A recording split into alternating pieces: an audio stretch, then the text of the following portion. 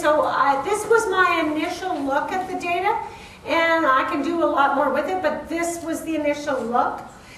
I think school boards have to really deal with balance and workloads if they want to thrive in this new millennium in a very tight labor market.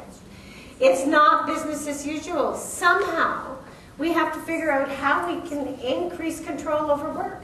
And I think one of those ways is to actually address the issue of technology head on.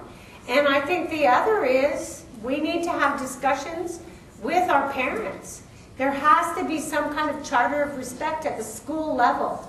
You know, I know of schools in Ontario where they have charters of respect, and they talk about, you know, the parent, and that, you know, they talk about what is and what is not acceptable.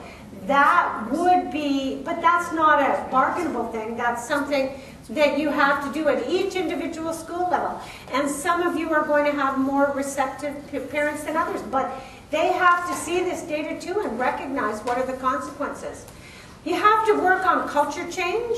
It is not acceptable that work always takes priority over family.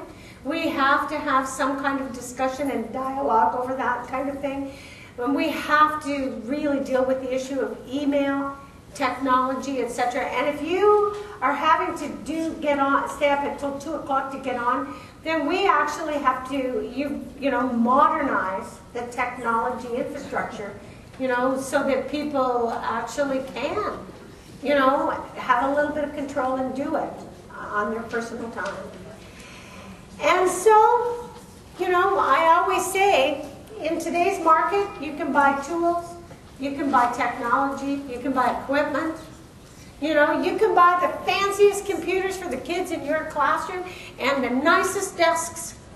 But really, education is about the hearts and souls of your teachers. Because if the teachers don't believe in what they do and they don't have passion, then your students aren't going to learn. Or they're going to learn despite the education system, not because of it. They don't learn because you got great technology and great buildings and great schools. They learn because of you.